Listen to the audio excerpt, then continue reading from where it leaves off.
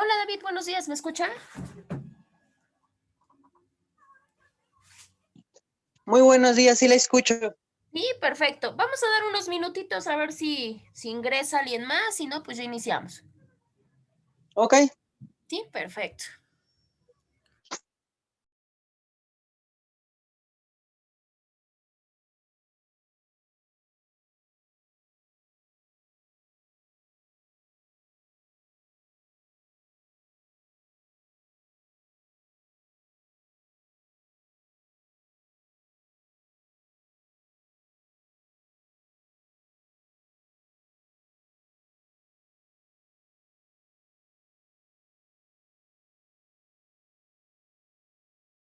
David, no sea malito, ¿me podría recordar dónde nos quedamos?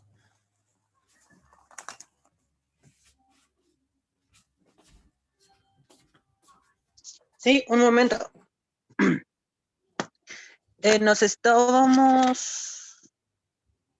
Nos quedamos, bueno, nos iba a dar ¿me escucha?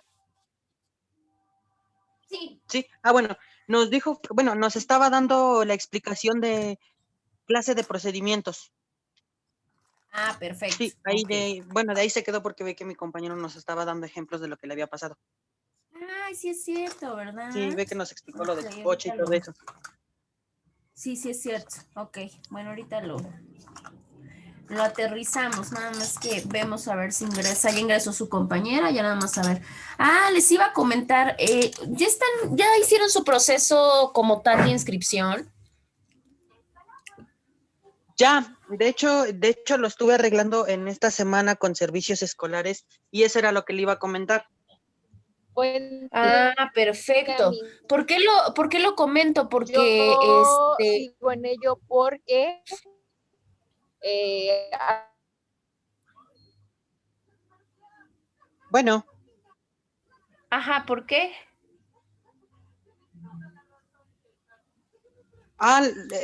yo le comentaba que no me había podido reinscribir porque tuve problemas de pago con la reinscripción o cuota En la administrativa reinscripción. y por ende SAT no me dejaba entrar, Ajá, ok. pero ya lo hice en Eh, este igual, día. ok. Sí, se los comento por qué, porque imprimí su lista y está en blanco. Ajá, Entonces, es que obviamente, todos estamos con problemas. sí, claro. Entonces les voy a pedir un favor para que llevemos ya se me, ¿quién estaba? ¿Quién se salió? Ah, su compañera. Entonces les voy a pedir por Entró mi favor, compañera Cori. Cori, ¿verdad? Sí, les voy a pedir por favor Sí. ahorita que me hagan llegar su nombre completo por el chat, ¿sí? Para que obviamente pues por lo menos los pueda registrar en lista y obviamente así controlar asistencia y todo lo demás. Y bueno, pues si ya resolvieron el problema, pues ya no hay ningún detalle, ya en sistema, pues ya están y que es lo importante, pero sí para que yo tenga pues un registro, ¿no? Porque si no va a ser un problema y cuando quiera hacer concentración de evaluaciones, pues no tengo dónde asentarlo de envía de mientras, ¿no? Entonces les pido por favor a través de su chat y ahorita bueno, cuando finalice la clase yo creo que los voy anotando a ver si no se me olvida. Sí, Gracias. es que yo me traté de reinscribir, pero bueno, me reinscribí, pero no fue correcto. Lo que pasa es que yo me reinscribí y me sale con que no tenía derecho a unas materias, que porque no las había cursado. Ah, Y caray. ya ahorita estoy hablando con servicios escolares. Ah, ok. Sí, tengan cuidado, porque luego, bueno, luego pues yo lo he visto, luego ya el problema pues ya lo tienen al final y ya pues tienen que andar ahí haciéndose bolas y padeciéndola, entonces para que igual vayan checando y no se les genere ninguna problemática, digámoslo así, más adelante. Bueno, pues yo creo que, bueno, su compañera se desconectó, creo que son 4, entonces bueno, ya con 2 ya no hay ningún problema. Ya si alguien ingresa, pues ahorita lo checamos. A ver, les voy a proyectar y vamos a ver si ya avanzamos aquí. A ver, espérenme tantito. Ok, todo eso sí lo vimos y hablamos que era el derecho civil, que era el derecho procesal civil, que es un proceso civil, cuál es la clasificación general del derecho procesal. Y estábamos hablando de la clase de procedimientos, ¿sí? En la clase de procedimientos yo les decía que les hacía el comentario genérico porque para cuestión pedagógica, pues la enseñanza es de que hay procedimientos que son litigiosos y hay unos que no lo son.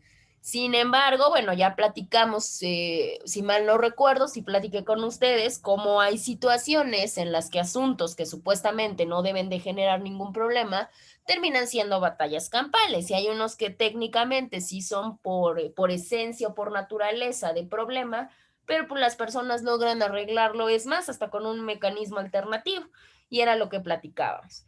Dicho esto, comenzamos a hablar acerca de los actos prejudiciales, ¿sí? Si mal no recuerdo. A ver, si ingresó su compañera, espérenme tantito.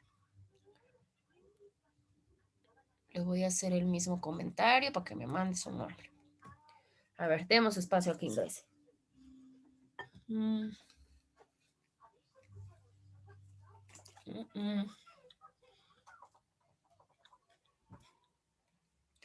Ah, caray. Bueno, ahorita lo que vi ingresando, estábamos hablando acerca de los actos prejudiciales. Decíamos que los actos prejudiciales, por eso tienen esa nomenclatura, porque precisamente se dan antes de que inicie el proceso, ¿sí? Y decíamos, bueno, estos consisten en que el propio legislador nos da la autorización para que se puedan realizar cierto tipo de actos, aunque sean previamente realizados al juicio. Esto decíamos, nos sirve para garantizar algún tipo de prueba o garantizar algún tipo de derecho. Posteriormente de esto hablamos acerca de los medios preparatorios. En el caso de los medios preparatorios, son más encaminadas a hacer diligencias, o sea, hacer actos de diligencia, precisamente para que cualquiera de las partes, puede ser actor, puede ser demandado, necesiten llevar cierto tipo de actividad o cierto tipo de situación previa o con antelación al juicio. Decíamos, bueno, ¿y cuál es el objetivo primordial de esto? Bueno, el objetivo radica en que precisamente se puedan afianzar de alguna manera los derechos que pretendamos realizar. Para ello decíamos, bueno, pues es que hay diferentes clasificaciones obviamente de medios preparatorios. Esto va a depender si es un acto en un juicio ordinario, si es un acto en un juicio ejecutivo o si es un acto en juicio arbitral. ¿Por qué? Porque obviamente no todos me van a servir para lo mismo y no todos me van a funcionar para lo mismo. Lo primero que tengo que analizar, pues es obviamente cuál va a ser mi siguiente acción y con ello, bueno, saber qué actos me podrían convenir de alguna manera, ¿sí? Bueno, también tenemos otra clasificación de los actos y esto va a depender dependiendo el fin que persigan mis actos prejudiciales. Decíamos, va a haber actos que persigan o que busquen que la finalidad sea que se tenga que exhibir algún tipo de objeto. Va a haber otros que tienen que ver con la parte de la libertad física o la libertad de tránsito de las personas, como lo es, por ejemplo, el arraigo. Yo les decía, muy probablemente el arraigo ustedes lo ven más materializado o más familiarizado con lo que es la materia penal, por ejemplo. Y en ese caso, pues obviamente decíamos que hay unos que solicitan o unos actos prejudiciales que se solicitan el arraigo de las personas físicas. ¿Para qué nos sirve un arraigo? Bueno, un arraigo básicamente es cuando se tiene un temor fundado de que la persona pueda sustraerse del cumplimiento de su obligación o sustraerse precisamente de la acción de la justicia, como se maneja la cuestión penal. Ahora, también tenemos actos que tienen como finalidad el secuestro de bienes. Lo mismo, yo tengo el temor fundado de que la persona, probablemente mi deudor, se quiera deshacer de su bien. Ah, bueno, y ya no pagarme. Entonces, ¿qué hago? Pues que se secuestre de manera provisional en lo que se desarrolle el juicio, porque acuérdense que estos son antes del juicio, y ya posteriormente, cuando se desarrolle, muy probablemente que sea lo que se logre, pues obviamente ya que se dé una situación definitiva. También decíamos que hay otras que tienen que ver con el desahogo previo de una prueba o de alguna probanza. Yo les puse el ejemplo de las personas mayores o las personas enfermas. y algunos que tienen que ver como finalidad o que tienen como finalidad consignar lo debido. ¿Qué quiere decir? Pues obviamente platicábamos, muchas de las veces un deudor no cumple con su deuda no por él, sino porque muchas de las veces el acreedor bajo alguna situación se niega a recibir. Yo les decía, esa figura de ofrecimiento de pago seguido de consignación, lo vamos a ver un poco más adelante. Ay, pero me voy a admitir a David, se volvió a salir. Vic, perdón, es que lo que pasa es como estoy en el teléfono, no logro escuchar bien y me voy a conectar apenas a la PC. Ah, sí, adelante, me avisas entonces. Ah, te pido un favorzote. Mira, como Sí, no me aparece nadie en lista, les digo que si me pueden mandar ahorita, si quieres que te conectes, un mensajito por el chat con su nombre completo, para que obviamente yo lleve mi registro y no tengamos problemas. Miss, perdón, ¿me podría compartir su número, por favor? Me lo pueden mandar por el chat de la aplicación, no hay problema. Ah, ok. Sí, sí, acá me lo acaban de mandar sus compañeros, entonces ahorita yo lo tomo de ahí para anotarlos y obviamente hacer el pase de lista.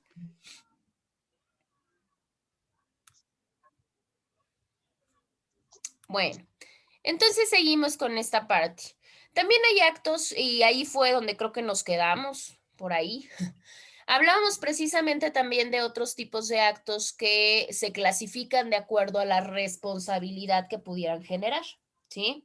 ¿Qué quiere decir esto de la responsabilidad? Porque resulta que hay actos prejudiciales que previenen la responsabilidad. Es más, tal previenen la responsabilidad futura que precisamente nos piden un otorgamiento de garantía, ¿sí?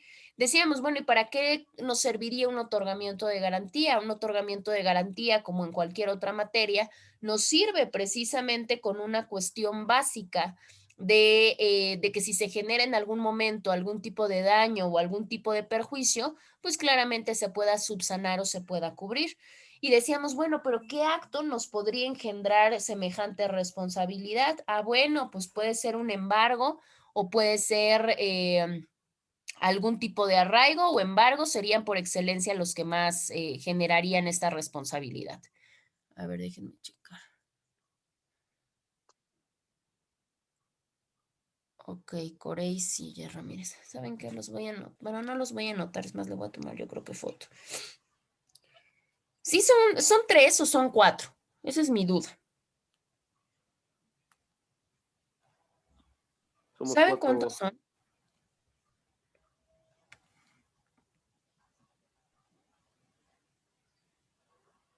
Digo, ustedes como compañeros igual y se ubican, porque si no está complicado el asunto.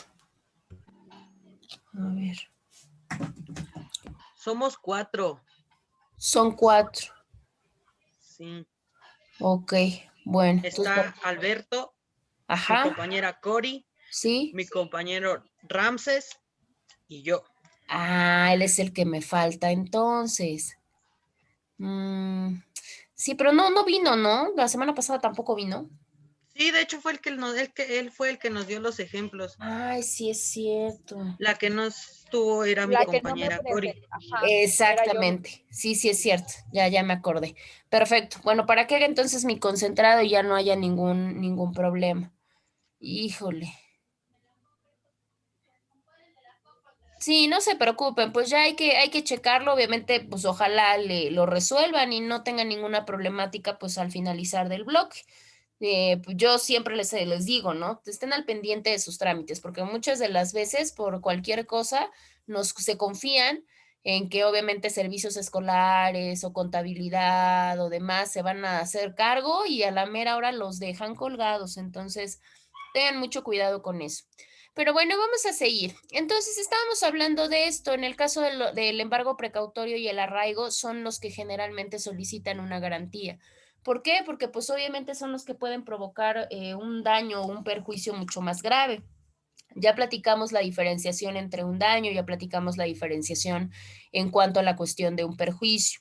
Con esto, pues obviamente la responsabilidad se va disolviendo, se va diluyendo claramente en el resultado del posible juicio futuro. Claro, porque obviamente ya garantizando, pues ya lo que pase después, bueno, pues ya en eso ya terminaría, obviamente delimitando las problemáticas y eso ayuda muchísimo. Platicábamos un poquito, yo les había comentado, en el caso de podemos utilizar o podíamos utilizar el Código de Procedimientos Civiles federal o el Código de Procedimientos Civiles estatal, o sea, el del Estado de Puebla. Yo les decía, bueno, pues es que pues lo ideal, como comenzamos en Puebla y muchos no creo que de manera inmediata se vayan a otros estados a litigar, pues obviamente lo ideal sería pues conocer nuestra propia legislación. Entonces íbamos a trabajar con nuestro código de procedimientos civiles del Estado, pero yo les decía, un código que nos maneja los medios preparatorios de una manera muy ejemplificada o muy con mucha puntualidad es el Código de Procedimientos del Distrito Federal. Entonces dijimos, lo vamos a ocupar como una cuestión ejemplificativa y para poder nosotros entender de una mejor manera cómo se encuadran o cómo podemos encontrar nosotros, distinguir que es un medio como tal. Acá lo tenemos el primero que nos habla de una declaración bajo protesta cuando se trate de algún hecho relativo a la personalidad. Nosotros sabemos que cuando llegamos a cualquier lugar, obviamente a cualquier situación judicial que nos requieran, obviamente lo primero que tenemos que hacer es una cuestión de identificación, o sea, identificarnos. La pregunta es, ¿cómo se identifican a ustedes? Vamos a pensar, ojalá no, pero vamos a pensar que los demandan, ¿cómo se identifican?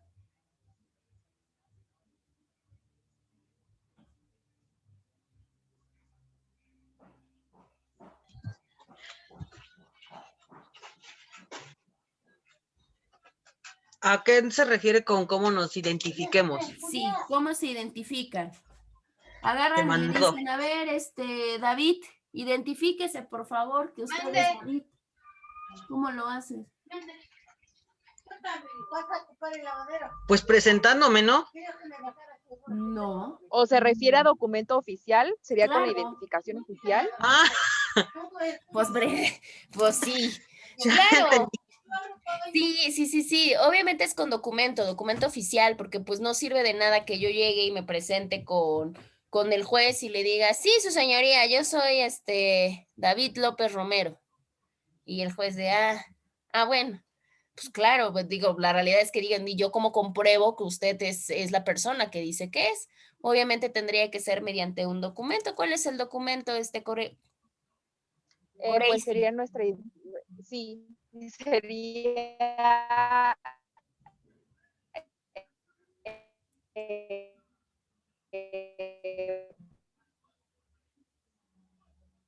Ya no alcancé a escuchar lo último.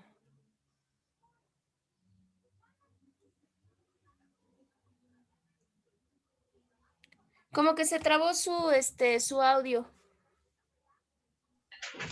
Es que pues me parece que anda en movimiento. Sí, ¿verdad? Y por eso se va Sí. la señal. Y aparte ya cualquiera está bien, bien mal.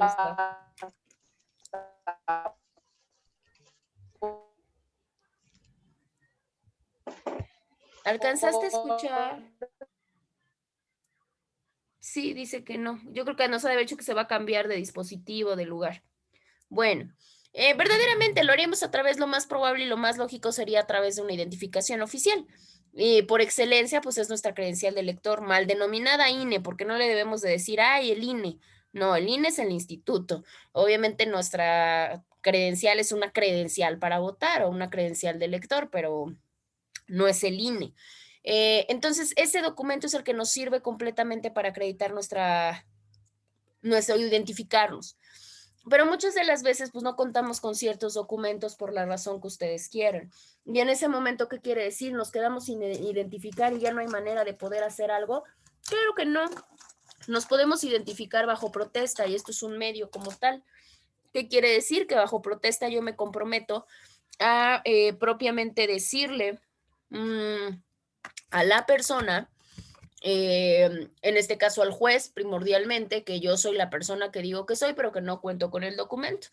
Y obviamente el juez lo acepta. Lo único que sí nos hace es una cuestión de recordarnos y decirnos que si nosotros falseamos en algún momento algún tipo de información, pues esa información recordemos que estaríamos falseando información ante autoridad judicial y eso pues al final de cuentas es un delito y es una situación que nos puede generar una multa o nos puede acarrear algún tipo de sanción. Entonces para eso nos sirve. También tenemos otros actos como lo puede ser la exhibición de la cosa mueble. Ya lo habíamos platicado, si mal no recuerdo, lo platiqué también con ustedes. ¿En qué radica la exhibición de la cosa mueble? Yo puedo tener el temor fundado, obviamente, de que la cosa mueble ya no existe, por la razón que ustedes quieran. Entonces, antes de yo emprender mi acción, la acción sobre la que va a versar, yo digo, a ver, a mí lo que me preocupa es que imagínense que yo hago todo mi proceso, gasto y demás, y qué tal si el bien mueble ya ni siquiera está. ¿Qué es lo que hago? Ah, bueno, solicito de manera previa que solamente se exhiba ante el juez que la cosa mueble ahí está. O sea, para yo tener la garantía de que todavía existe y que puedo generar mis acciones. Otra, pidiéndole al legatario o a cualquier persona que tenga el derecho de elegir uno o más cosas entre varias para poderlas exhibir. Claramente, pues obviamente esto tiene que ver con la cuestión sucesoria. Si muchas de las veces yo tengo la designación de tener que preservar o de tener que administrar cierto tipo de cuestiones, pero yo no puedo, son varias, yo no puedo llegar al juzgado y a comparación de la segunda fracción llegar y exhibir todo. Entonces yo puedo, o el juez me puede solicitar que yo exhiba por lo menos algunas de las cosas para que obviamente se sobreentienda que las cosas aún están existentes, ¿sí? Y la segunda tiene que ver igual con la cuestión sucesoria o con la cuestión propiamente de herencias, porque nos dice que cualquier persona que se crea heredero, coheredero o legatario que exhiba el testamento. Eso también es muy frecuente. Muchas de las veces cuando se genera un testamento, los testamentos van muy destinados a los herederos, muchas veces consanguíneos. ¿Qué quiere decir? Generalmente a los hijos. Pero resulta que luego de varios lo que hago es transmitirle el testamento, dejárselo a uno de ellos. A ver, mijito, como tú eres el más grande, te voy a dejar y confío mucho en ti, te voy a dejar a ti el testamento y cuando yo fallezca, pues ya les das lectura para que cada quien se pueda llegar de los bienes producto de la herencia. Pero muchas de las veces, pues claramente la voluntad de cuyos, pues no se respeta. Entonces no faltan los herederos o no faltan los coherederos o los legatarios que quieren pelear sus derechos. Y obviamente dicen, a ver, nosotros estamos en la situación de que tú no nos estás dando las cuentas como debe de ser, porque igual y estás escondiendo el testamento, o igual y ya lo destruiste, o igual y es falso, o igual, y yo obviamente voy a demandar en esa vía. Pero sin en cambio, previo es, ¿qué es lo que necesito saber? Pues obviamente si el testamento realmente existe y realmente todavía se cuenta con él. Entonces el acto radicaría en que el juez pida que la persona que tiene pueda exhibir, que lo pueda tener, puede exhibir el testamento a manera obligatoria, porque si yo voy y le digo al heredero, muy probablemente no le importa y me mande a volar, ¿verdad? Pero ya mediante orden judicial, pues ya no hay forma de negarse. El siguiente radica en cuando se le pide, ya sea comprador al vendedor o opuestamente, cuando exista evicción, que se exhiban algunos documentos a los cuales se refiere la cosa vendida. Vamos por partes. Esto ustedes ya lo manejan. ¿Qué es la evicción?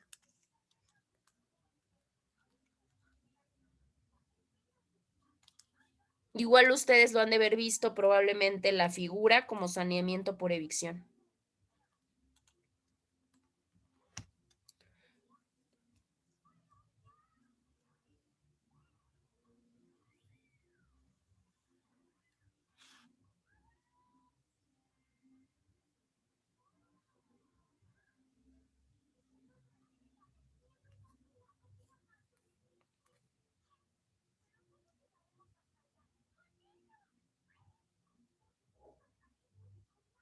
¿A qué se refiere, muchachos? Y se los digo porque ustedes ya traen 4 civiles atrás. O 3, no sé. Y obviamente todas esas partes ya las debemos de saber.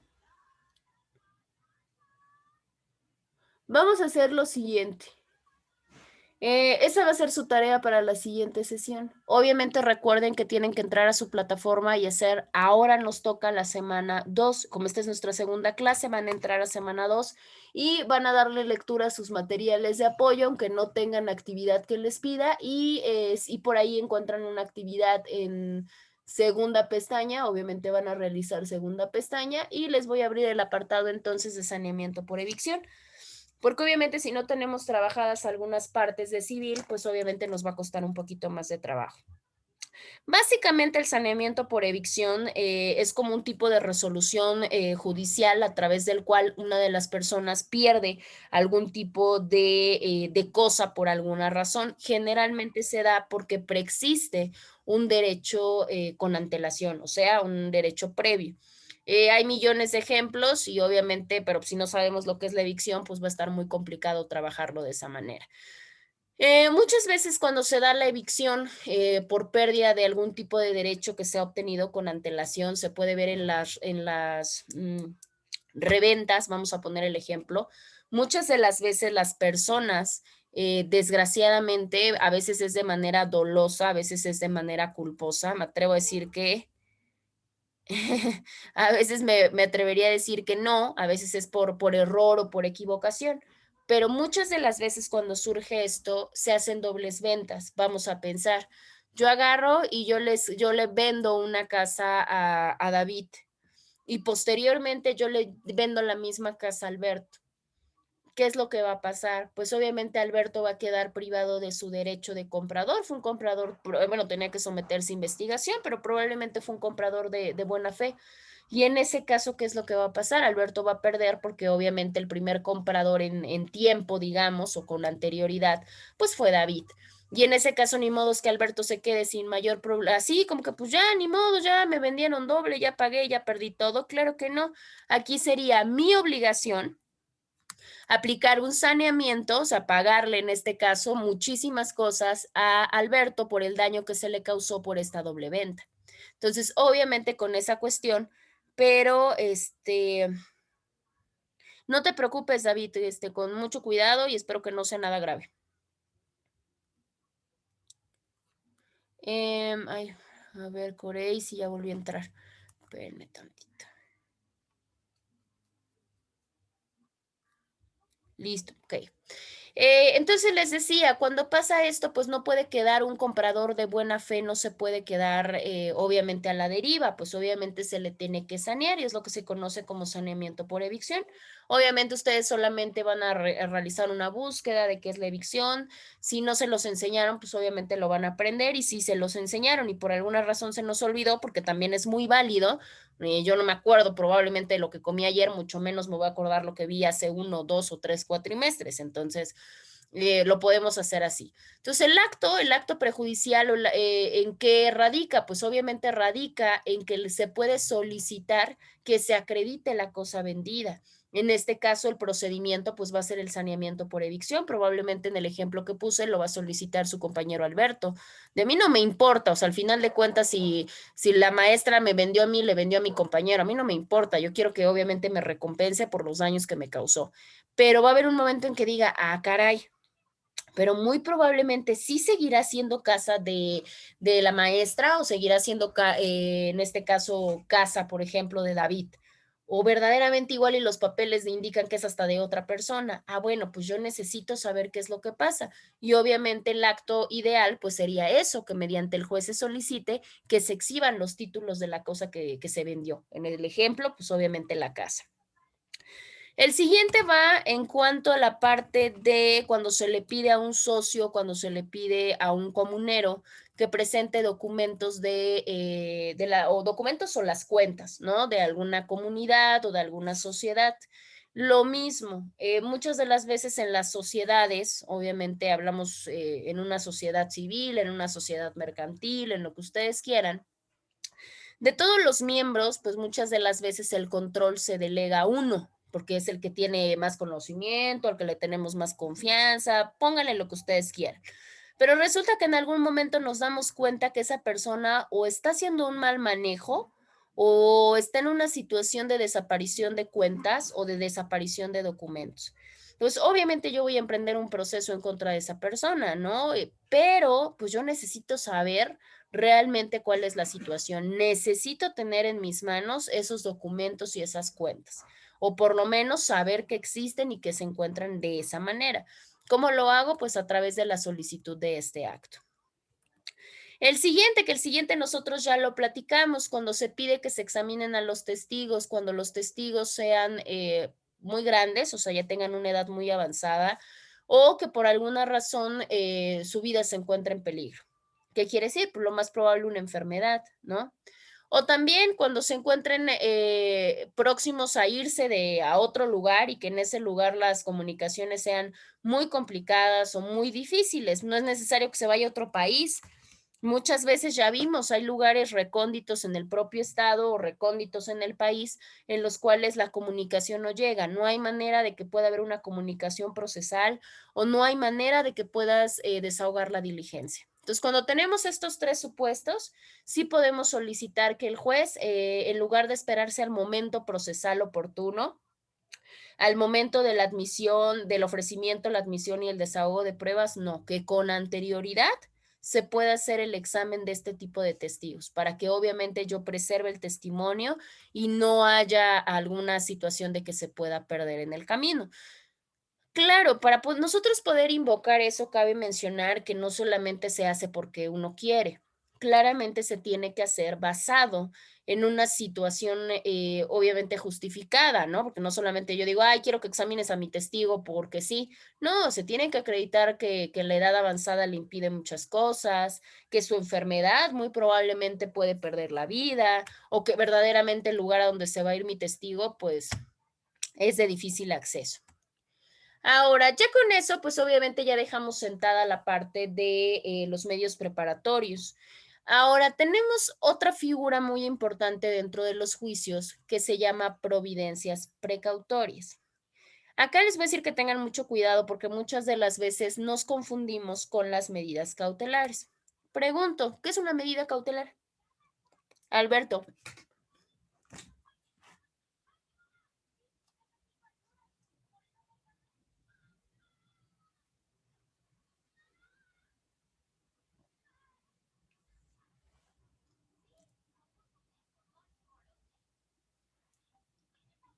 Alberto, ¿estás ahí?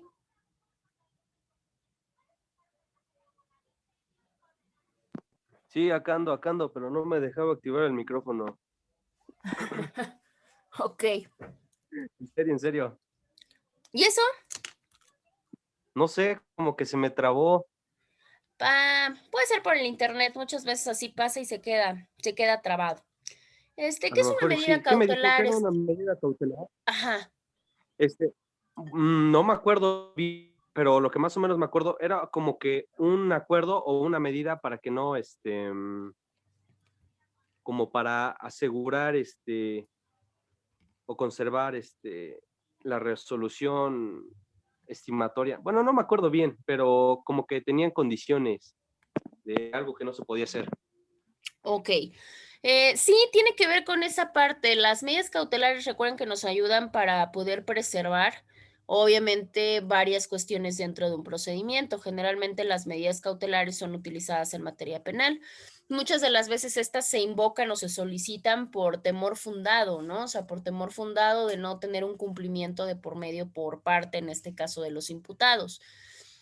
En el caso de las providencias precautorias tienen una naturaleza similar, pero la realidad es que su funcionalidad, por lo menos en la materia civil, pues obviamente no es tan drástica, ¿no? En muchos sentidos. Las providencias precautorias son como tal decisiones o determinaciones jurisdiccionales y que como tal se toman para una funcionalidad muy importante, ¿sí? ¿Cuál es la cuestión importante? Que precisamente se pueda evitar una cuestión de daño o se puede evitar una cuestión de peligro.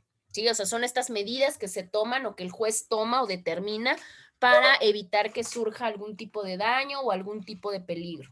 ¿Sí? Bueno, esos son y para eso nos sirven las providencias precautorias. Ahora, en el caso de las medidas precautorias, sí tenemos fundamento legal en nuestro artículo 523, o sea, en el Código de Procedimientos Civiles del Estado de Puebla. Coreris, Coreisi. Ahora sí ya nos escucha, ya bien, ya no tiene interrupción ni nada. Porque como que salía y entraba.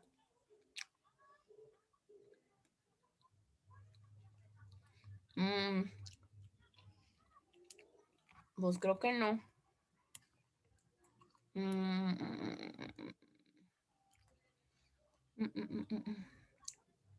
Bueno. Alberto, hazme un favor, ¿me puedes leer tu diapositiva, la que tienes a la vista? Sí, se la leo.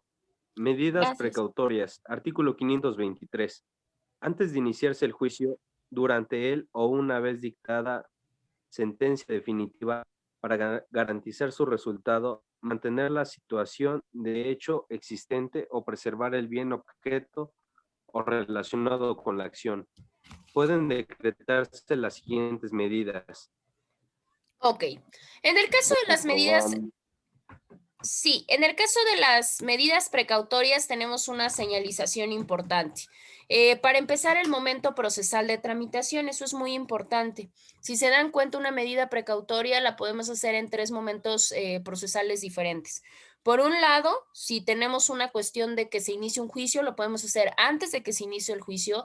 Durante es más, aunque ya se tenga una sentencia definitiva, o sea, que podemos decir, bueno, ¿y como para qué nos puede servir una medida de precaución ya al final? Pues sí sirve, sobre todo para garantizar que la sentencia se cumpla y claramente, pues para proteger a las propias figuras procesales. Estas medidas precautorias también tienen la propia funcionalidad de que lo que buscan es que precisamente la situación se quede en esa manera.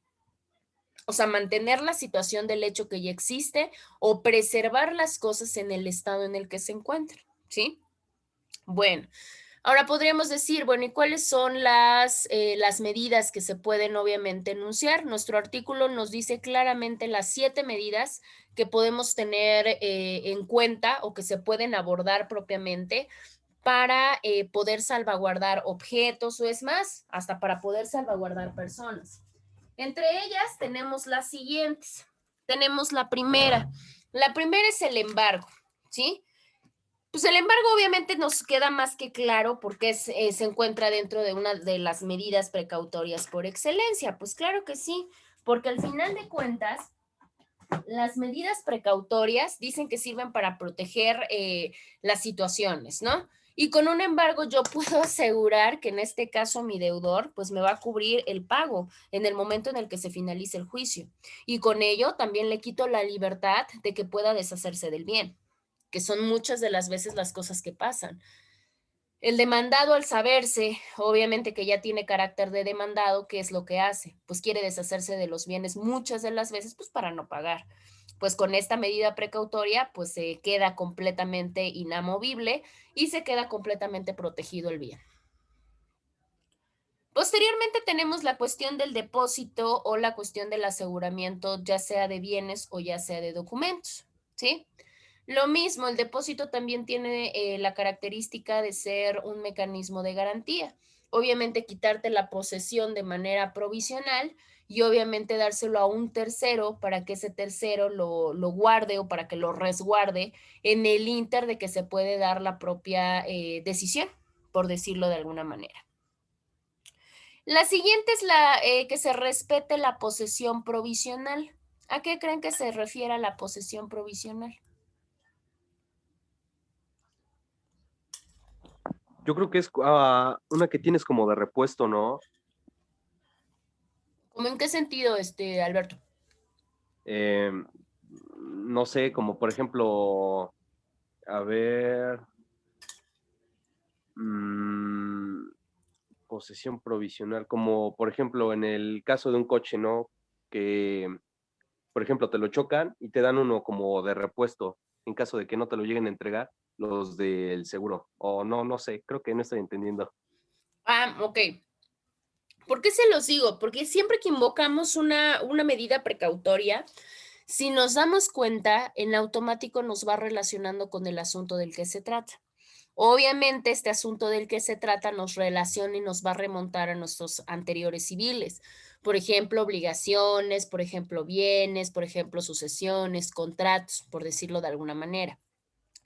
En este caso, ¿cómo funciona la medida precautoria cuando nosotros le invocamos y decimos, bueno, yo voy a solicitar como medida precautoria que se ordene, que se respete la posesión provisional?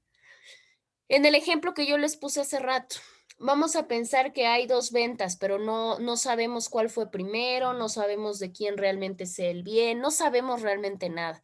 Pero en este caso tú, porque pues obviamente a ti te vendía al final, ¿qué es lo que te va a llegar pidiendo? En este caso, el ejemplo era con tu compañero David. A David le vendí antes, pero pues David ahí tuvo el bien y luego yo te lo vendí a ti. Obviamente tú llegas y tú estás ahí, llega David y te dice, ¿qué hubo? Si esta es mi casa.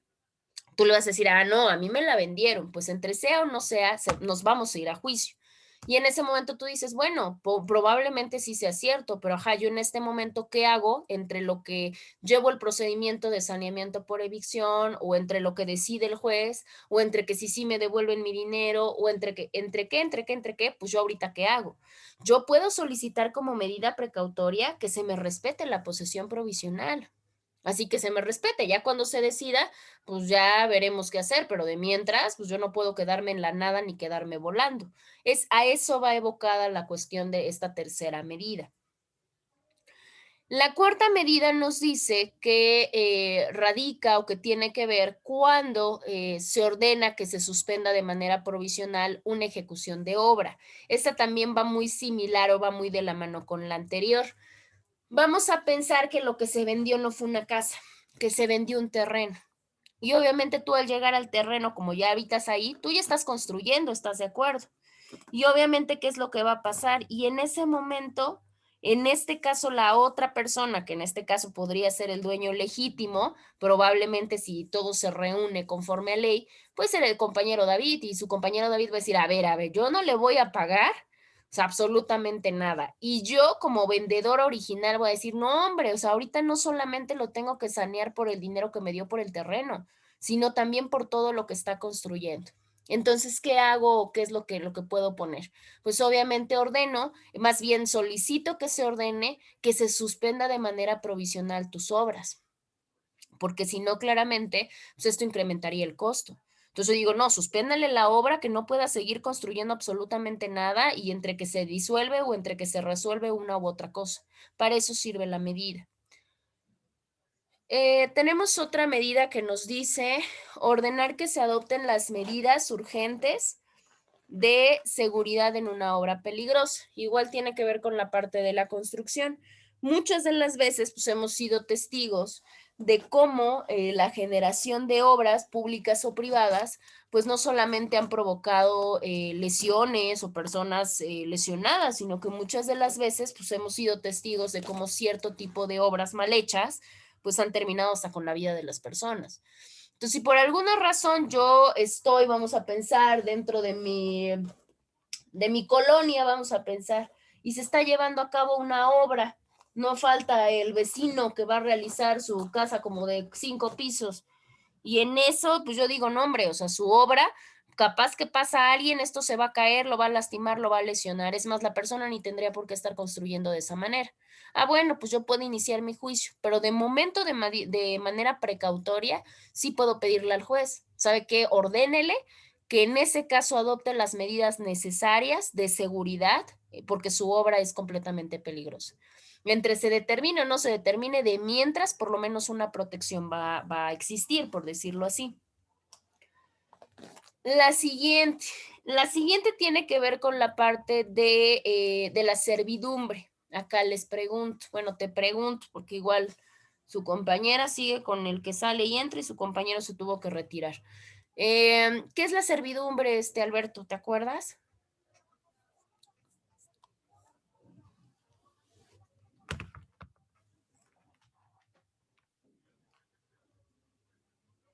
Obviamente la servidumbre legal, no servidumbre de aseo, ni mucho menos. Medio me acuerdo, era como prestar un servicio. ¿Cómo?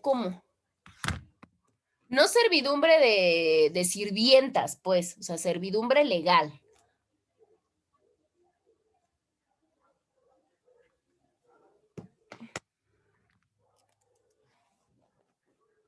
Esto igual es como el tema de evicción, lo han de haber visto en bienes. No, eso que dice de dicción no No lo lo vieron. vimos. No, Ok, ¿y la servidumbre? sí, esa sí la vimos, pero igual no me acuerdo bien. Ok. Medio me acuerdo. Sí, sí. Ok, en el caso de las servidumbres son como estas limitantes de los predios propiamente, ¿sí?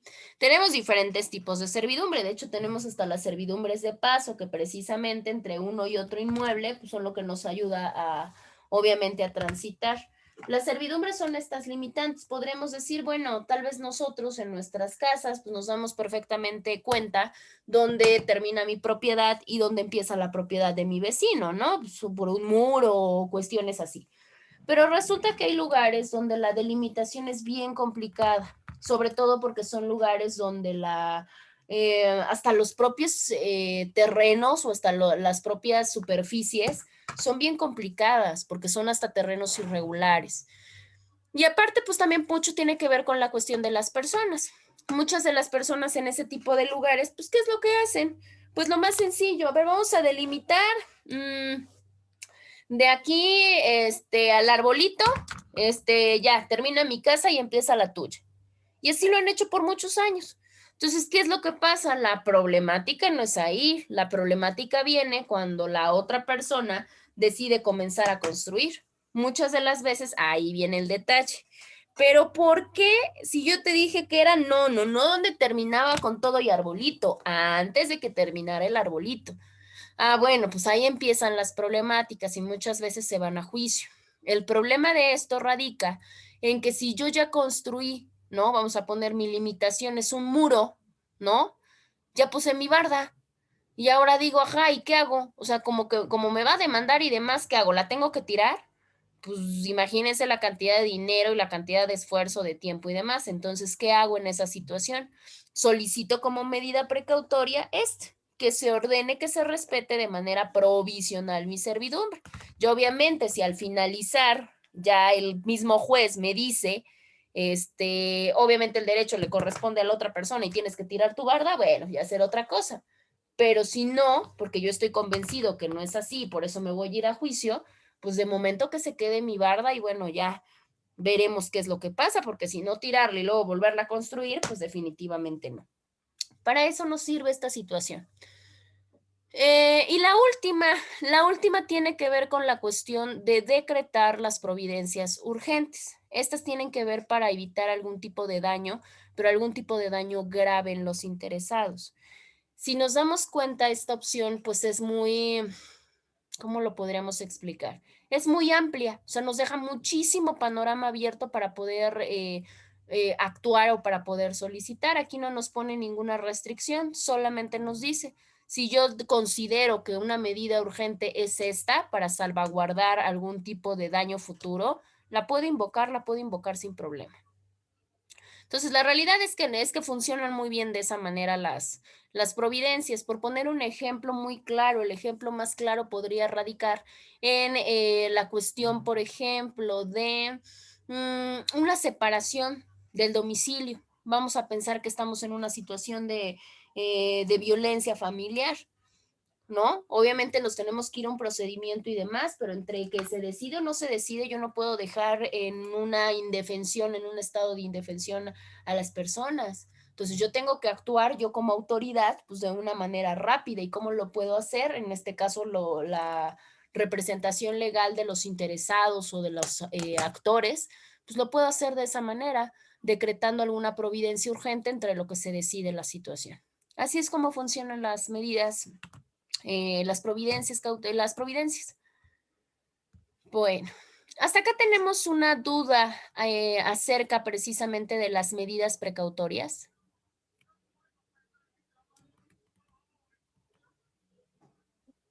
No, yo creo que nada más hace falta que la repase un poco más para comprender la completamente. Perfecto. Sí, hay que dar obviamente lectura, repaso y ya sabemos, obviamente si al momento, porque al momento muchas de las veces nos queda todo claro.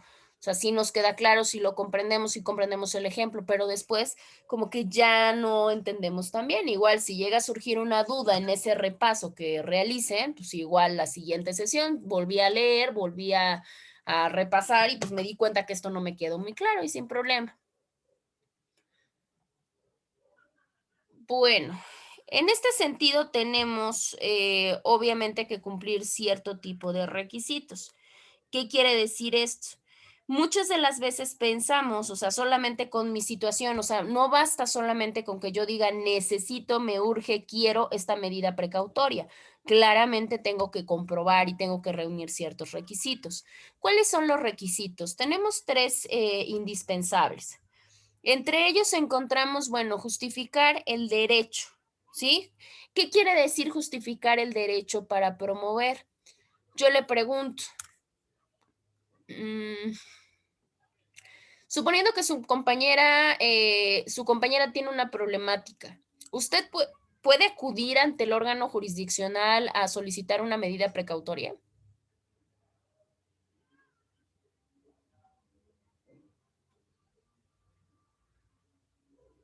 ¿Podría solicitarla a usted?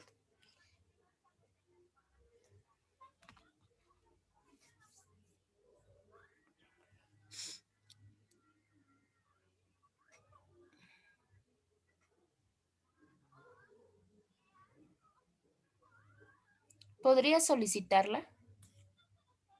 A nombre de su compañera, vaya.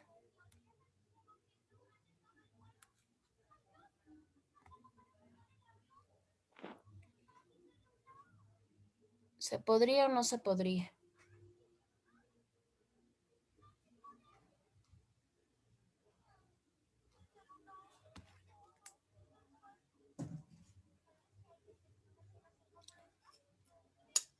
¿Se podría o no se podría, Alberto?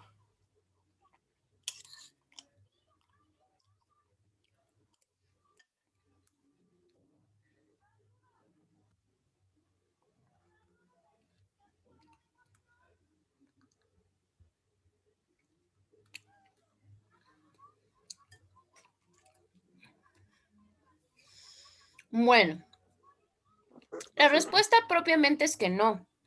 Sí se podría, pero solamente como representante legal. La realidad es que solamente yo por mis ganas, porque quiero, no se puede. Forzosamente se tiene que acreditar que la persona que está solicitando la medida cautelar, pues es la que tiene el interés jurídico de poderlo hacer. De otra manera, pues sencillamente no se puede. Posteriormente tenemos un segundo paso o una segunda situación, que es precisamente acreditar la necesidad, lo que yo comentaba hace un momento. No puedo solamente solicitar una medida a razón de que sí, o sea, razón de que sí lo necesito y ya ni modos. No, la realidad es que tengo que acreditar el por qué necesito forzosamente esa medida, qué es lo que está en juego, qué es para qué yo lo estoy llamando de alguna manera. Y la última y la más importante, que es la que siempre debemos obviamente de tener por considerada y de comentársela, obviamente, en este caso a nuestros representados. Si queremos una medida cautelar, como perdón, una providencia precautoria, como lo habíamos comentado anteriormente, se tiene que otorgar una garantía. ¿Una garantía para qué? Porque si llega a surgir algún daño o algún perjuicio, porque yo no llegue a acreditar la situación en algún futuro, pues obviamente a la persona se le pueda resarcir propiamente ese daño.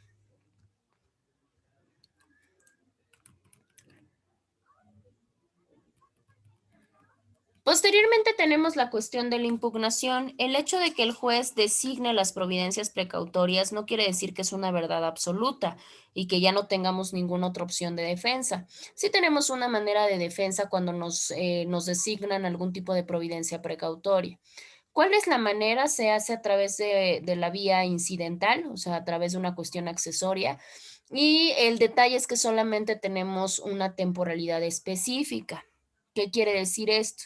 Que solamente contamos con una temporalidad de 3 días, o sea, en el momento en el que a mí me dan a conocer de, a ver, Carla, a ti ya otorgó el juez para que se te embargue tu propiedad. Ah, bueno, a partir de ahí yo solamente tengo 3 días para precisamente impugnar la decisión del juez. Si pasan esos 3 días y yo me quiero inconformar, pues ahí sí ya no va a haber manera. Aquí empezamos con la parte de las clases de procedimientos, aquellos que son contenciosos y aquellos que no son contenciosos. El argumento, bueno, ya lo había comentado un poquito en la sesión pasada y lo comenté también hace un momento. ¿Por qué se habla de que hay procedimientos contenciosos y no contenciosos? Porque técnicamente, por naturaleza, hay procedimientos que se tienen que someter a litis desde un principio. Y se supone que hay unos en los cuales no, en los cuales solamente son arreglos o en los solamente se llevan algunos tipos de actos. La realidad es que muchos, yo comentaba, se pueden convertir de litigiosos a no litigiosos o viceversa. El ejemplo más claro que tenemos es una sucesión testamentaria. ¿Qué quiere decir? Que hay un testamento de por medio. Se supone que en el testamento que está de por medio, pues claramente pues es la voluntad del decuyus, que quiere decir que yo ya no tendría por qué tener ninguna problemática. Solamente hacer la vía natural, de darle lectura al testamento, de hacer repartición y bueno, ya. Pero resulta que muchas de las veces ese procedimiento que se supone que es no contencioso, pues termina volviéndose contencioso. ¿Por qué? Porque muchas de las veces no falta el heredero que no está conforme con su parte o muchos que pues no los enuncian en el testamento, los excluyen y son legítimos y vaya, se van a un procedimiento mucho más complicado y mucho más largo. Por eso no podemos hablar de una división propia de contenciosos y no contenciosos. Eso variaría también muchísimo de acuerdo a la problemática particular o la problemática personal que se puede tener dentro de cada uno de los representados, porque ningún asunto va a ser igual.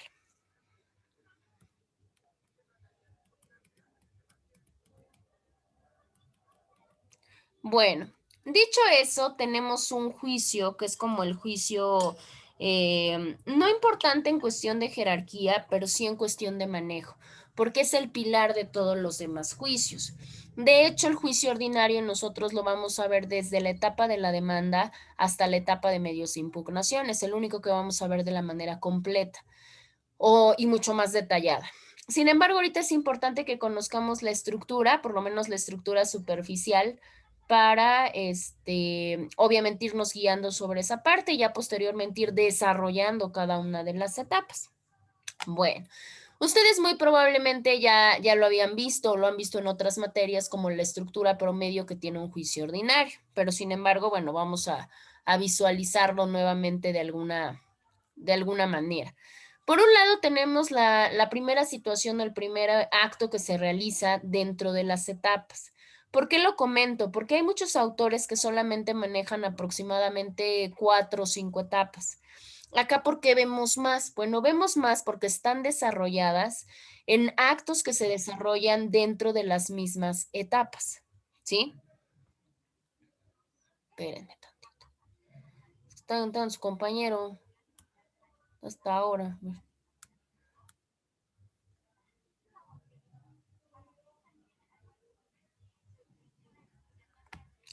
Bueno, entonces continuamos con esta parte.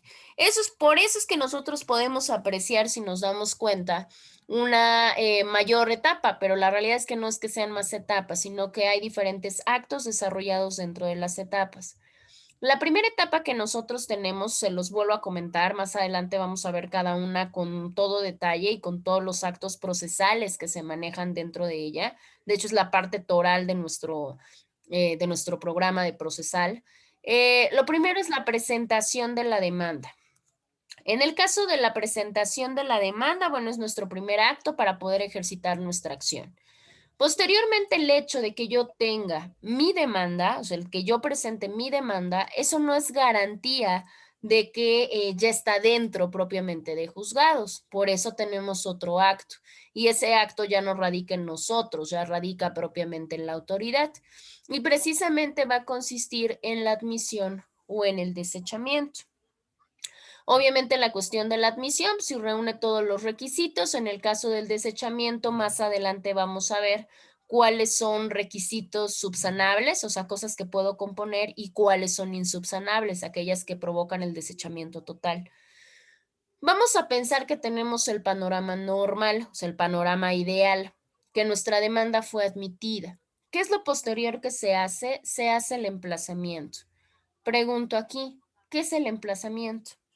Lo mismo en cualquier área, no hay ningún problema.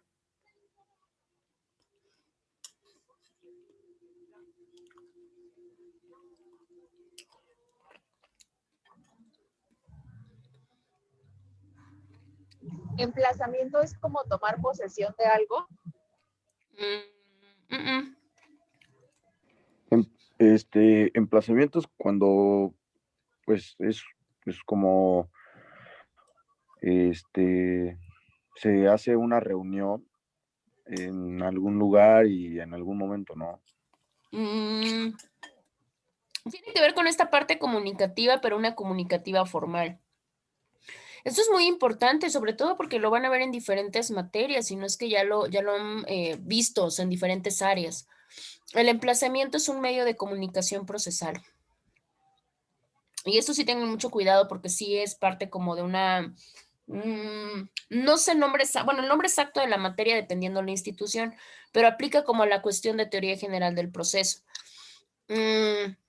¿Qué quiere decir? Reglas generales que se dan en todas las materias. Entre ellas, bueno, tenemos gran parte la cuestión del emplazamiento. Es un medio de comunicación procesal a través del cual la autoridad le comenta al demandado, le hace saber al demandado que está demandado y las razones por las cuales lo está. Y obviamente lo convoca a una audiencia. Eso es el emplazamiento. En el momento en el que se da el emplazamiento, ¿qué es lo que va a pasar?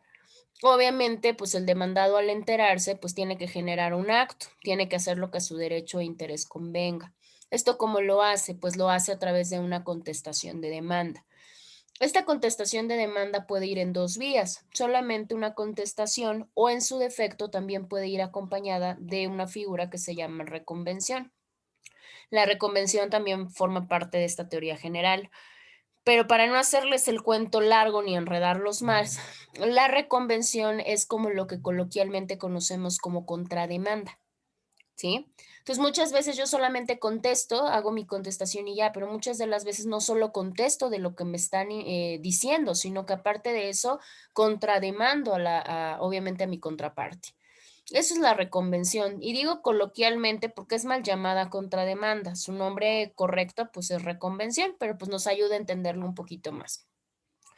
Posteriormente, la contestación de la demanda en el sentido obviamente que sea, ya viene otra etapa procesal. La etapa procesal es la relativa a toda la cuestión de las pruebas, ¿sí? Pero muchas de las veces pensamos que la etapa probatoria única y exclusivamente tiene que ver con la presentación de mis pruebas. Y la realidad es que no. Hay tres actos muy importantes en esta cuestión de las pruebas. Por un lado tenemos el ofrecimiento a las pruebas que yo convoco.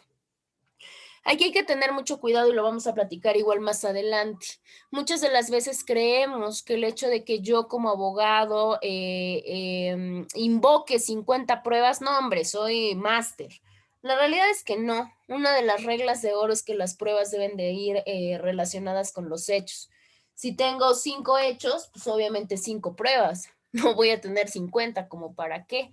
Aparte de ser una cuestión redundante, corro el riesgo de que me las desechen y es una pérdida de tiempo y hasta de recursos. Entonces, obviamente el ofrecimiento radica en eso. Todos los medios probatorios que a mí me sirven para reforzar mi dicho, ¿sí? Porque no basta solo con que lo diga, lo tengo que comprobar. Pero el hecho de que yo las ofrezca, pues no quiere decir que todas sean admitidas. Deberán de reunir cierto tipo de requisitos y nos daremos cuenta, igual cuando lleguemos a esa parte, que las pruebas, por ejemplo, aquellas pruebas sobreabundantes como las que les comenté hace rato, aquellas pruebas dilatorias, todo ese tipo de cosas pues van a ser desechadas. Aquellas pruebas que han sido obtenidas de una manera ilegal o a través de una violación de derechos, pues todas esas pruebas quedan descartadas o quedan desechadas, ¿sí? Entonces acá pues pasaríamos a esa parte. Después de ofrecerlas, bueno, el juez a través de su valorización pues obviamente tendrá que ver cuáles admite y cuáles no admite. El panorama ideal pues es que admita las que yo ofrezco. Posteriormente, ya después del ofrecimiento y la admisión, bueno, ya tendríamos nuestra siguiente parte, y nuestra siguiente parte radica en la cuestión del desahogo. El desahogo probatorio ya es precisamente mi presentación como tal frente al juez de todos mis elementos probatorios.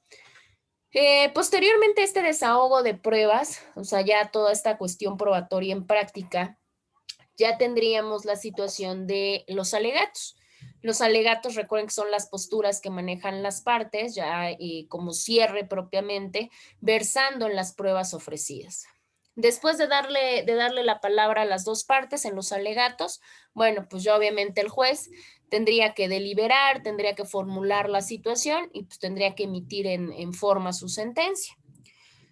Igual, pensamos que los procedimientos ordinarios terminan con la sentencia. La realidad es que no es así, porque pues no solamente basta con tener en un papel algo que me pueda dar la supuesta resolución del conflicto. Yo necesito que eso se aplique, que eso se ejecute, que eso se haga.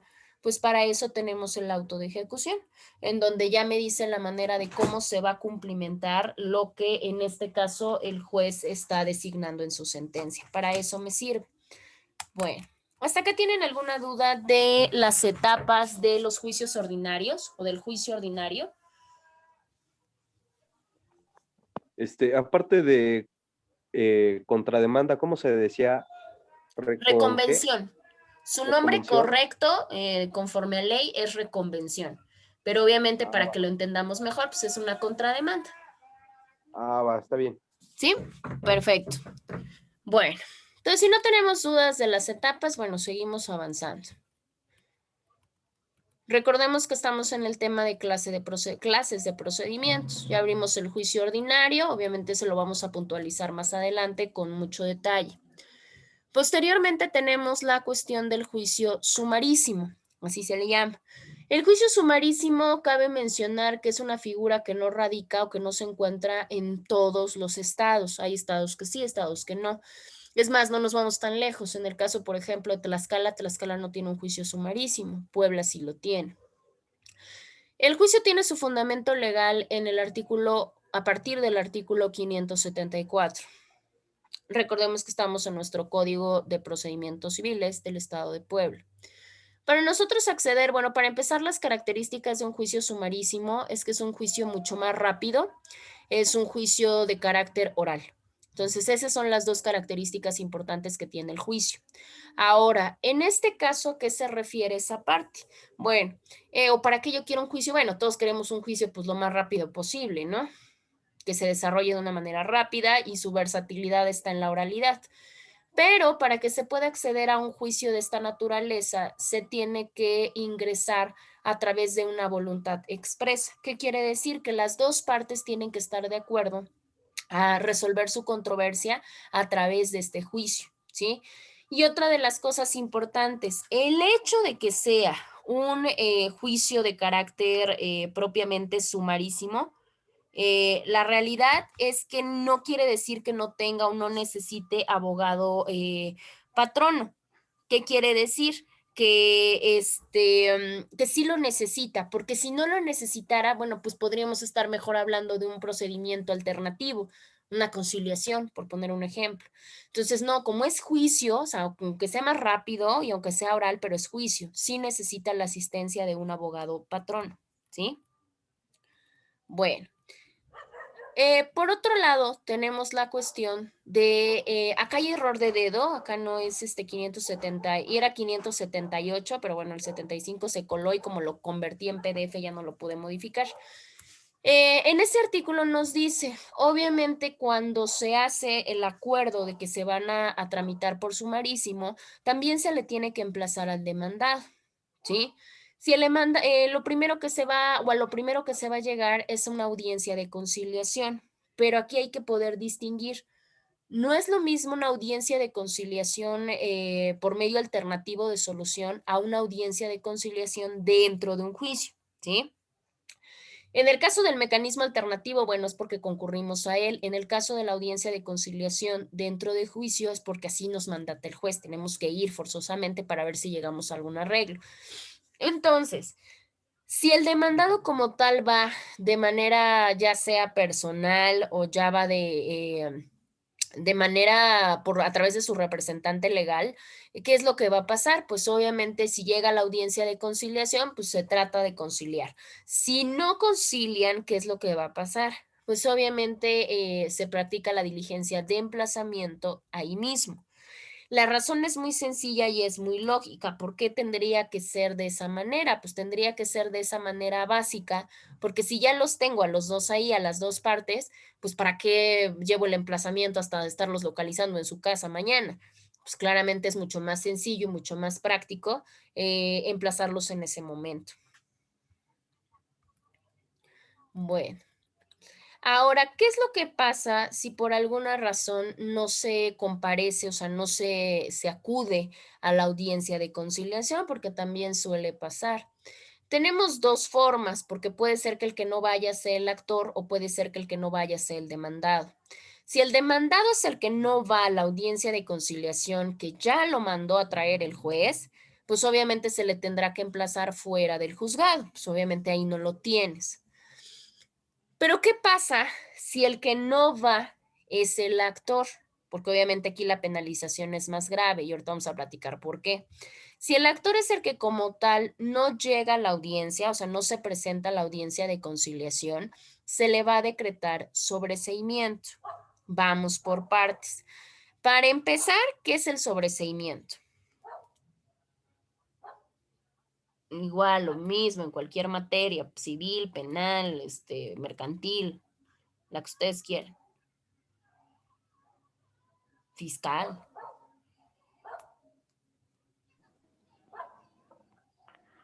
No, Lick, yo no sé. Bueno, yo ¿no? no. Ni idea, no. Ok.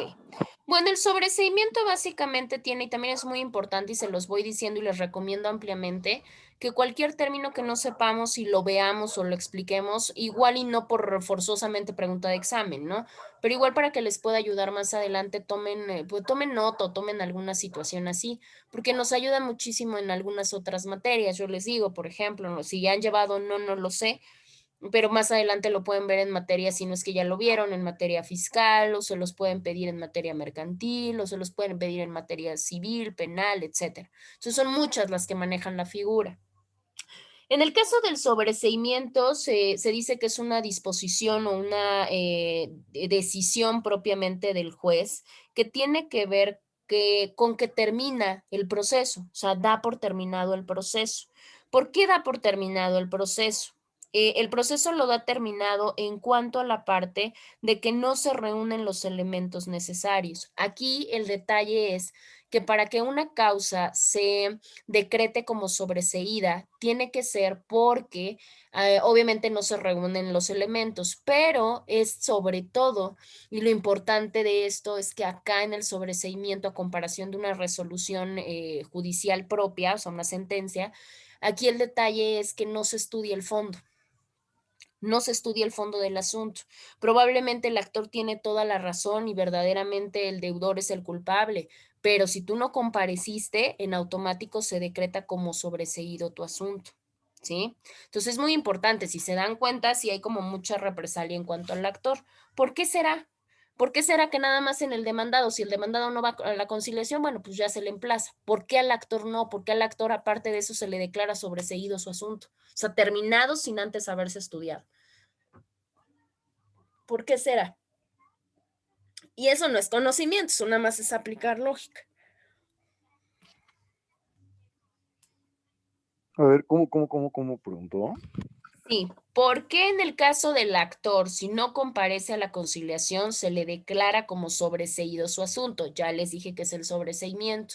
¿Por qué será tan drástica la situación con el actor y con el demandado? No, el demandado solamente se le llama, se le emplaza fuera del tribunal.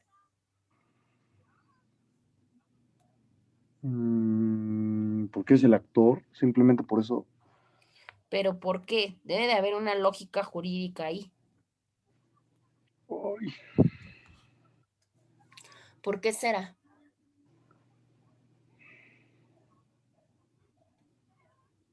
¿Por qué será? ¿Por qué será? Cuando iniciamos el curso yo les comentaba eso. Es mucho más importante que nosotros razonemos y analicemos a que memoricemos. O sea, porque la realidad es que la memorística más adelante, cuando tengamos asuntos reales, no nos va a servir, pero para nada. Mm, ¿O qué será?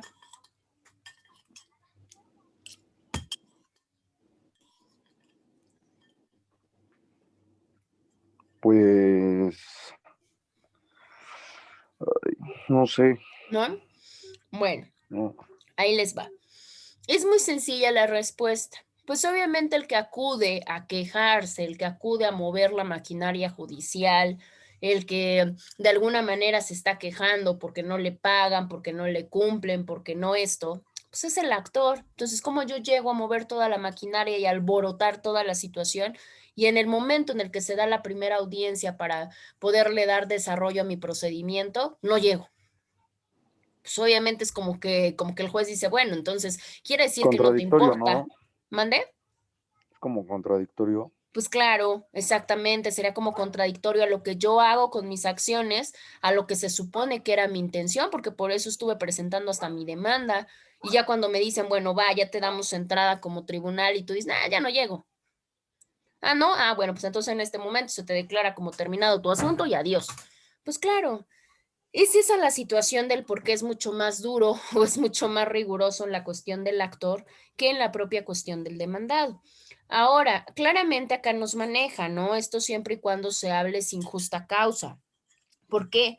Porque claramente puede haber causas justificadas, pues vamos a un accidente, una enfermedad, ahorita que tenemos una problemática de salud pues grave, pues digo, ahí sí es imposible, ¿no? Y obviamente el actor se podrá justificar y decir, bueno, si yo no acudo, si yo no acudí, es precisamente por esto, por ahí tendrás que comprobarlo, ¿no? Que verdaderamente fue así. De ser así que tú justifiques, no va a haber ningún problema. Obviamente de ahí, pues solamente se hace el diferimiento de la audiencia y listo. Pero si no, pues ya vimos cuáles son los panoramas, por decirlo de alguna manera. Ahora, anotación importante. En los juicios sumarísimos, bueno, en los juicios orales sumarísimos, no se admite la reconvención. Ya platicamos de la reconvención. Otra pregunta, igual no es de conocimiento. ¿Por qué en los juicios sumarísimos no será admitible la reconvención?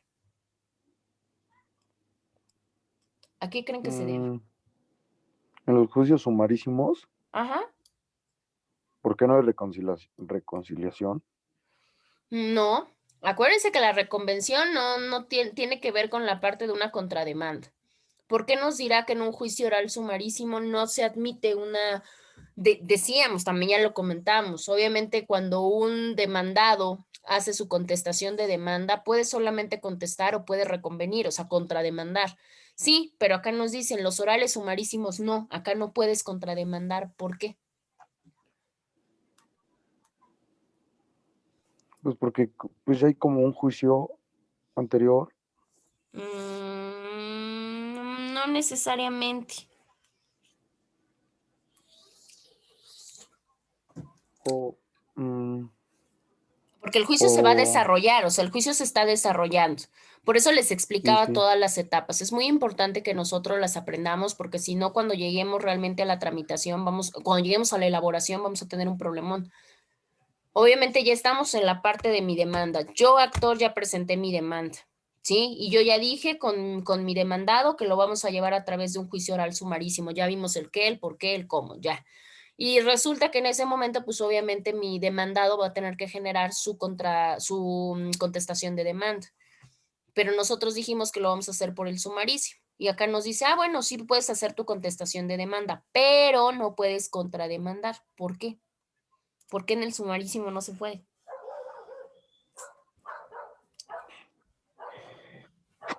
Ay, cabrón. Perdón. Ok.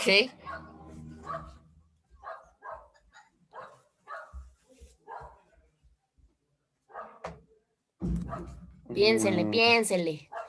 Un minuto para pensar.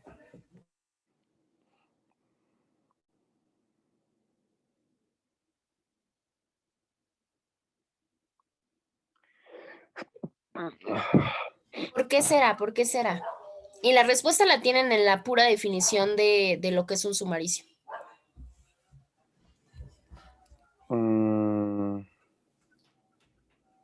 A ver, denme un segundito, por favor. Sí.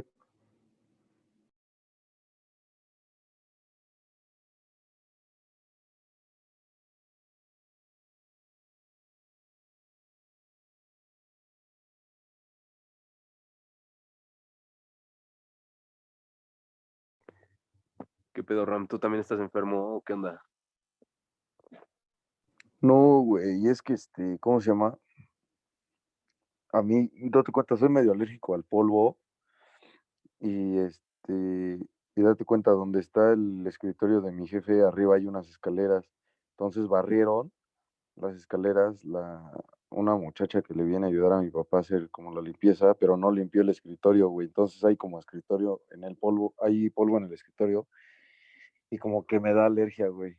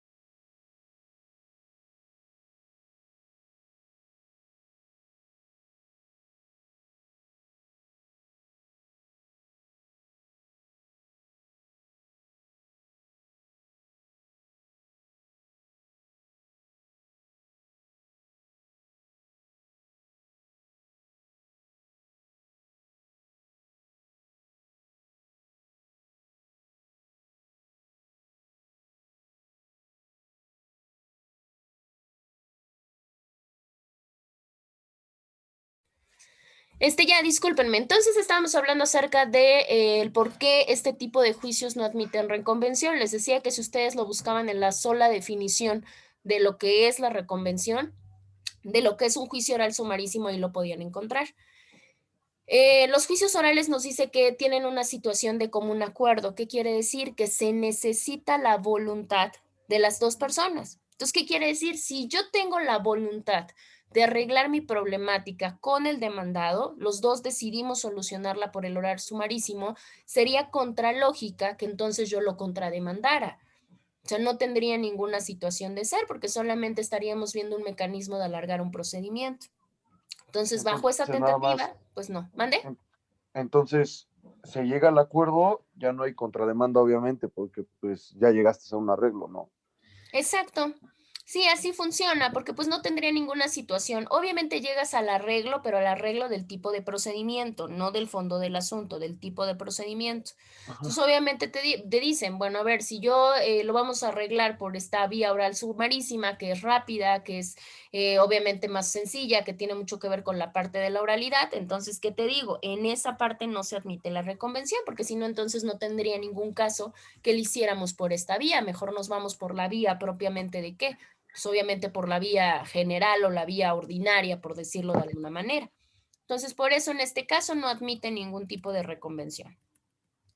Ok. Ahora, ¿qué pasa con nuestra resolución? Nuestra resolución de nuestro asunto tiene mucho que ver con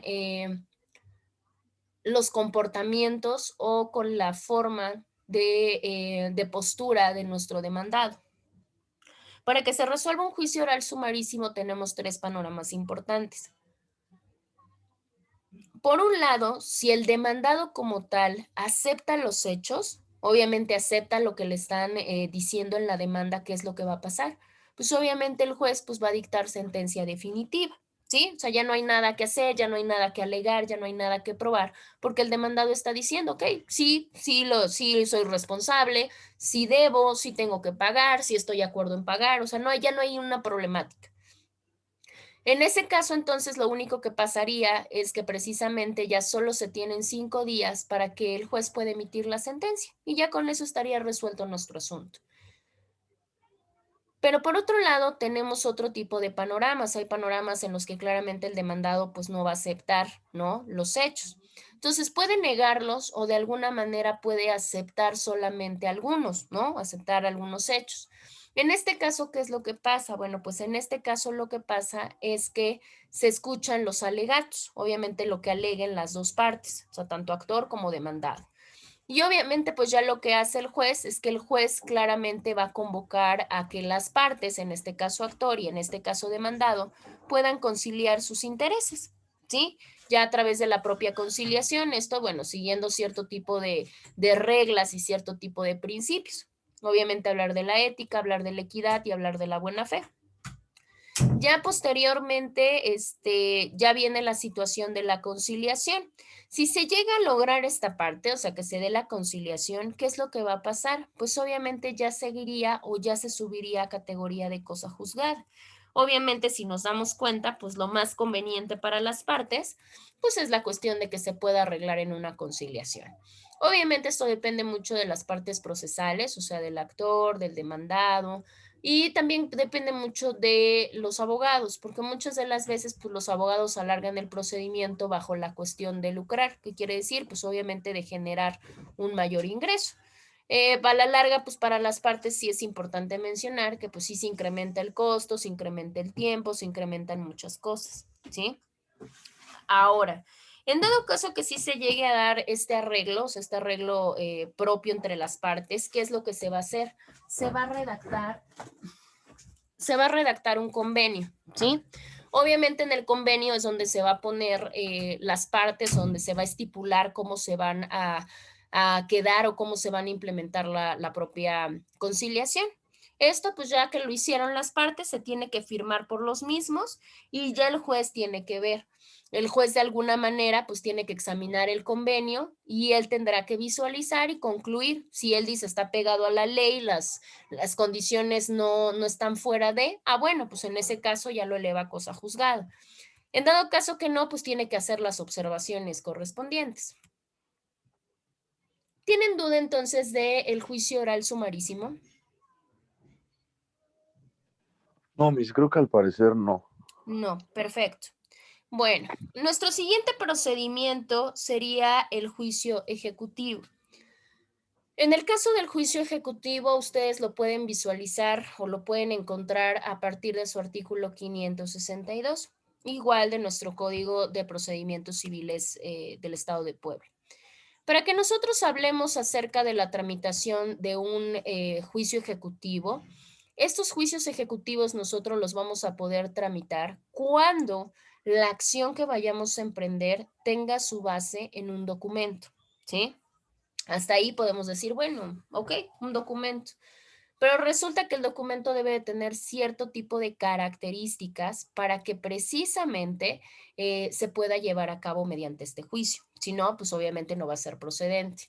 ¿Qué características debe de tener el documento? El documento debe de tener características como lo es una obligación cierta, una obligación líquida y una obligación exigible. Pregunto hasta acá, ¿ya llevaron mercantil? Ya, ahorita también lo estamos llevando. Están llevándolo ahorita a la par. Bueno, a ver, ustedes me dicen si sí o si no. Sabemos entonces que es una obligación cierta, que es una obligación líquida y que es una obligación exigible.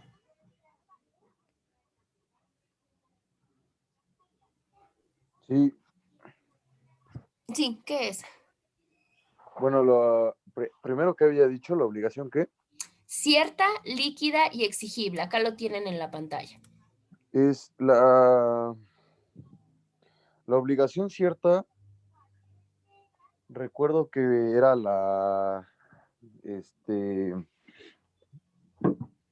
cuando pues tienes como que llevar a cabo el convenio pues que se hizo, ¿no? ¿Ok? Y la obligación líquida pues es de pagar, ¿no? De cubrir de dinero, pues. ¿Ok? Ujú. Y la obligación exigible pues es como, dependiendo del convenio, pues se lleva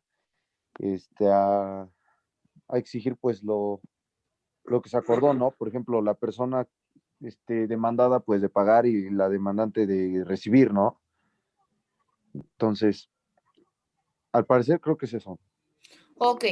Tenemos entonces tres características importantes. Tenemos que para tramitar un juicio de este carácter, o sea, un juicio ejecutivo, nuestro documento debe de contener una obligación cierta, una líquida y una exigible.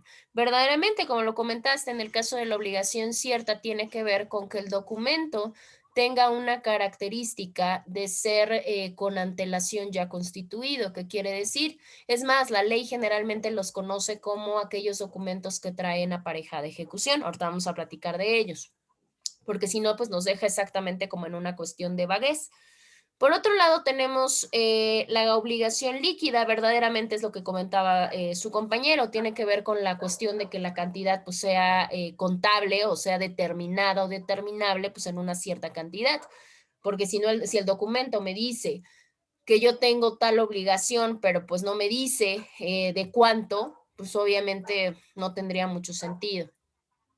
Y por otro lado tenemos la obligación exigible. En el caso de la obligación exigible, se habla de cuando se tenga ya un plazo vencido. Si no está el plazo vencido o la condición, porque hay documentos que ponen condiciones y no están cumplidas o cuyo cumplimiento de alguna manera no se pueda realizar, pues obviamente en ese caso sí estaríamos hablando de obligaciones exigibles. El ejemplo más claro, vamos a pensar que yo tengo un pagaré, pero pues yo tengo un pagaré con fecha del 1 de febrero del 2021. ¿Qué quiere decir? Que no, o vamos a poner el 3 de febrero del 2021. El 1 de febrero de 2021 no podrían demandarme con un documento de esta categoría porque no sería o no tendría la característica de ser exigible. ¿Por qué? Porque todavía no ha vencido el plazo. Entonces tiene que ver con una cuestión de temporalidad, ¿sí? Bueno, ahora, hablábamos en esta característica de la característica de que la obligación tiene que ser cierta.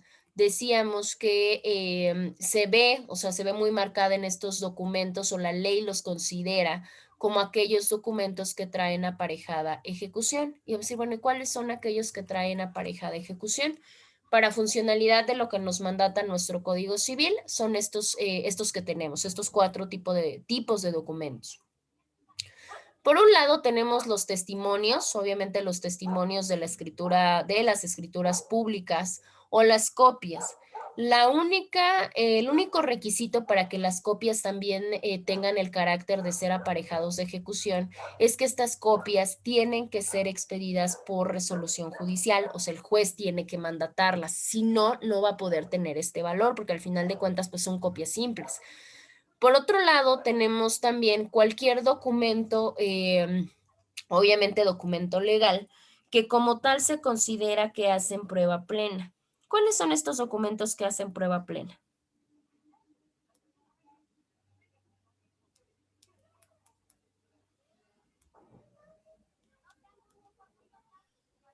Pues, pues como ahí lo dice, ¿no? O sea, de que cualquier documento privado reconocido bajo protesta ante la autoridad judicial competente, pues cuando ya se determinó ante una autoridad, cuando ya se determinó delante de que, bueno, sea competente, ¿no? Ok, Y pues, claro, en el así. caso sí, tiene que ver, hacen prueba plena por el organismo o por la entidad que los expide. Obviamente hay documentos que ya no necesitan otro refuerzo, otra prueba para mostrar su validez, porque en automático nosotros sabemos que por la propia institución que los emite, pues son verdaderos. Vamos a pensar en un acta de nacimiento. Un acta de nacimiento, pues obviamente no le expide Pedro Pérez, le expide un registro civil. Entonces, este documento pues hace prueba plena.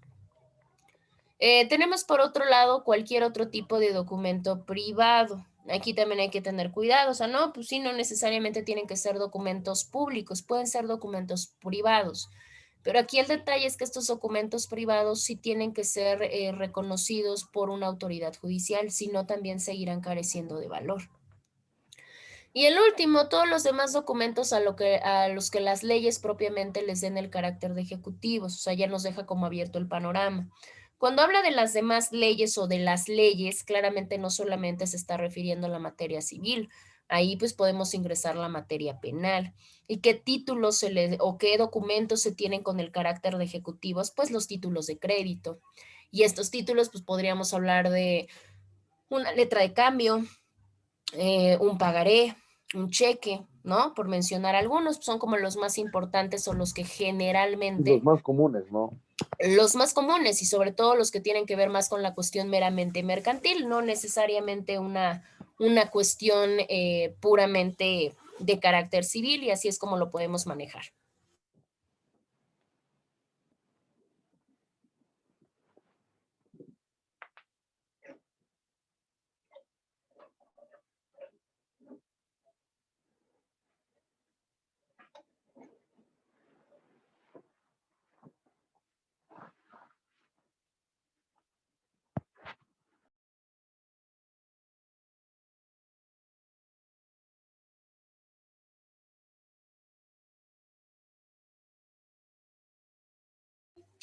Perfecto. Ahora, ¿qué pasa con estos títulos que tienen aparejada ejecución? Tienen una característica importante y es que precisamente esos en automático se ejecutan, ¿no? En el caso del cheque, en el caso del pagaré, en automático.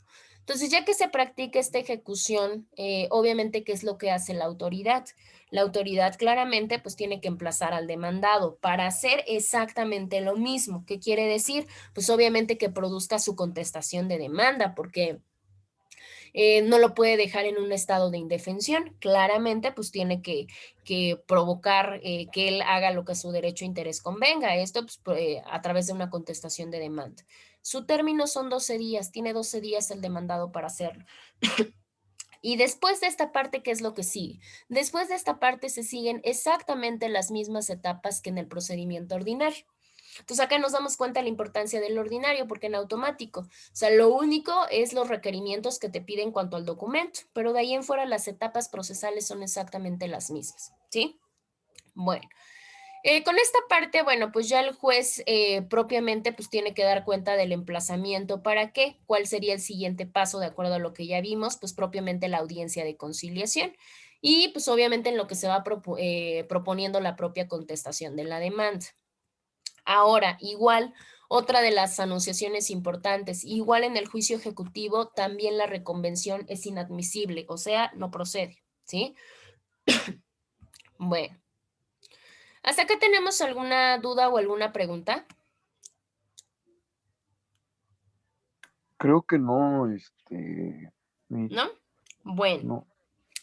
Ya al final, pues obviamente, ¿qué es lo que se produce? Pues al final se produce, al igual que en todos los juicios, pues lo que vamos buscando, pues una sentencia. En la sentencia, ¿qué es lo que va a pasar? Pues obviamente en la sentencia, como estamos hablando de que hay deudas y hay títulos ejecutivos de por medio, pues lo que pasa como tal es que se somete a la cuestión del trance y se somete a la cuestión del remate, ¿sale? ¿Para qué nos serviría rematar los bienes que ya fueron embargados? Pues claramente para hacer una cuestión de pago. Y ya con eso, pues obviamente cumplimentar o cubrir la deuda que propiamente se trate. Obviamente el trance pues es un procedimiento porque recuerden que no solamente se remata, ¿no? O sea, llego, recojo bienes y remato y pago, no, o sea, hay un trance, precisamente hay una transición, un periodo de transición de diferentes tipos de actos que se tienen que seguir para precisamente llegar a la parte del remate y para llegar a la parte del pago. Entonces así es como funciona esta situación. Bueno. Nos vamos a quedar acá, igual se los pongo para que me recuerden, si no recuerdo la siguiente semana en donde nos quedamos, nos vamos a quedar en juicios especiales. Ya la siguiente semana retomamos un poquito y obviamente continuamos con nuestro tema. ¿Quién me falta? Ah, te voy a pedir un favor, ¿quién me faltaba? A ver, déjenme ver. Jeffrey, porque fuiste el que entraste al final. Te voy a pedir Mande. que me mandes rapidísimo tu nombre completo por medio del chat para que lo pueda anotar y obviamente les ponga su asistencia de la pasada y la actual. ¿Por qué? Porque ninguno me aparece en listas oficiales. Entonces les hacía el comentario a tus compañeros que si tienen alguna problemática de reinscripción o algo así, pues lo checaran, pero pues bueno, de mientras para no tener, para tener capturados sus participaciones, sus nombres, asistencia y todo, bueno, pues mándenmelo y ya la tengo. Va, Ok, ya le mandé mi Jeffrey. nombre completo. Perfecto, a ver, va. Entonces yo los anoto, ya tengo obviamente quién vino, quién no, entonces no hay ningún problema, son poquitos. Bueno, si ya no Va. tienen ninguna duda ni ninguna pregunta, pues entonces ya nos estaríamos escuchando la siguiente semana. Cuídense mucho y que tengan bonito día. Gracias, Miss. Hasta luego. Igualmente, buen día. Gracias igualmente, hasta luego, cuídense mucho. Adiós. Hasta luego.